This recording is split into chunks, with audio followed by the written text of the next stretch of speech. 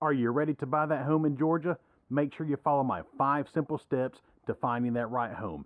And stay to the very end, that way you don't miss a thing.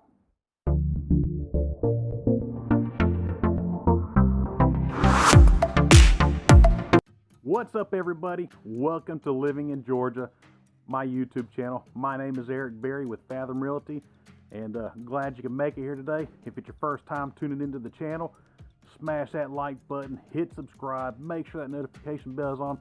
That way you never miss an upload.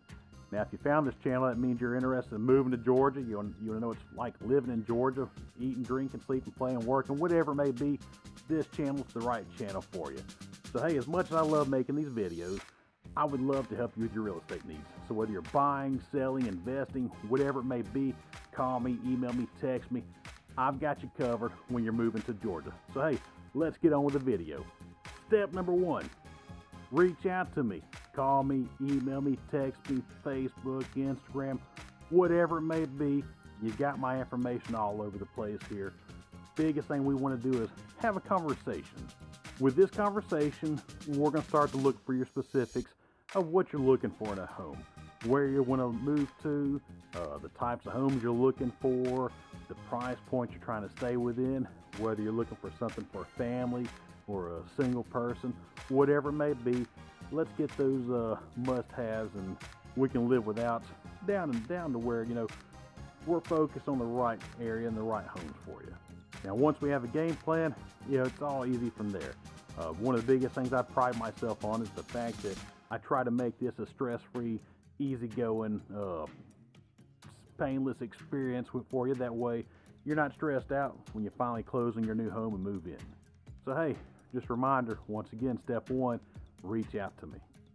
Step number 2, reaching out to a lender. Once we're done with our call, what I'll do is shoot you over an email that has my lending partners on there that you can choose from and at least get 3 different mortgage quotes. I have a couple great lenders I always love to work with, and they'll be in that list.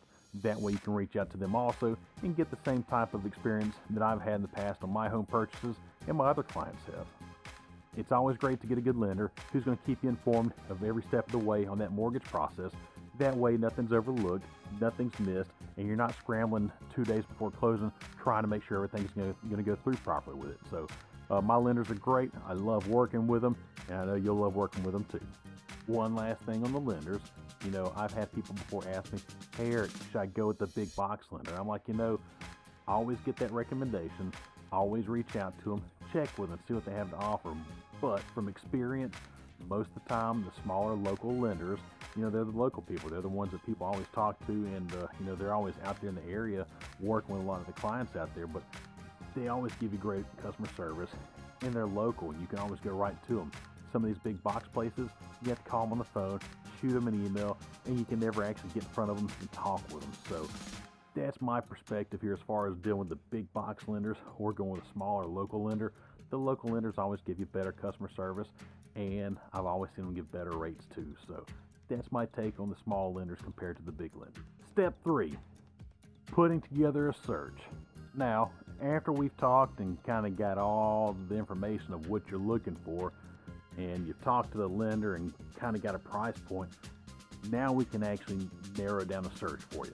Once we narrow down this search, I'm able to go into the MLS, take a look at all the criteria you want, where you're wanting to be at, school districts you're wanting to be at, size of the home, room count, so many different variables we can put into it, pricing, anything. The options are endless here with it on how we can set it up.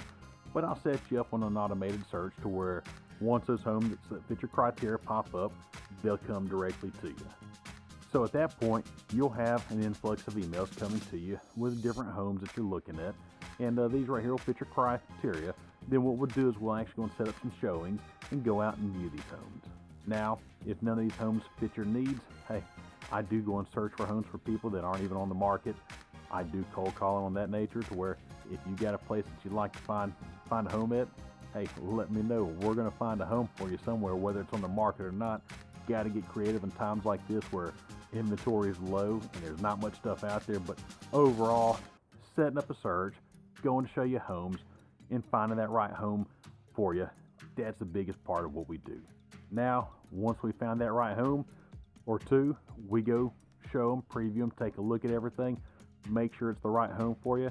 Now, once we find that perfect home for you in the searches, what we'll do is we'll set up showings. We'll go out and take a look at them, preview them, make sure that nothing's wrong with them before we go ahead and make an offer or anything, and just see if there's any visible things that might not be exactly what you're looking for. But biggest thing is, what we want to do is make sure you found the right home, the right area, and meets all your needs.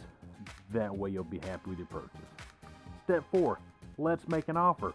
Once we make an offer, we put an offer on the home. Yes, right now it's a little different.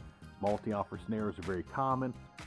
Houses aren't sitting on the market very long at all, and if they are sitting on the market for a long time, there's usually a reason for it. They're overpriced, they got something wrong inside the house, or they just don't show well. I mean, there's so many different reasons why homes are sitting, but the ones that are priced right and the ones that don't need much work for people to move right into, those are the ones that go under contract quick.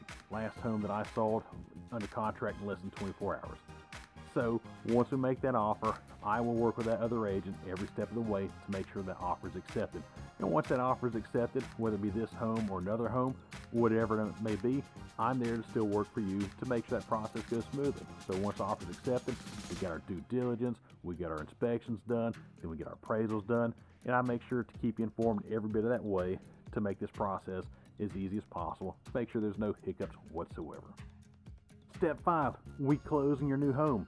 Yes, we go to the attorney's office, you sign some paperwork, you get the keys, you get to move into your home, and yes, every once in a while there may be something that does pop up at closing, but as long as you have a great agent like myself, we stick through it and we work through it and make sure everything goes as planned. So, like I said, nothing is impossible, everything's fixable. I had an issue in the last home that I bought where the day of closing, irrigation system broke, but we still worked through it, and that's what happens when you have a great agent. So, hey, if you enjoyed this video, I'm glad you stayed around to the end. Now, if I can ever help you in any certain way, buying, selling, investing, my contact information is below. Please feel free to reach out to me. Take a look at some of these recommended videos, and we'll see you on the next one.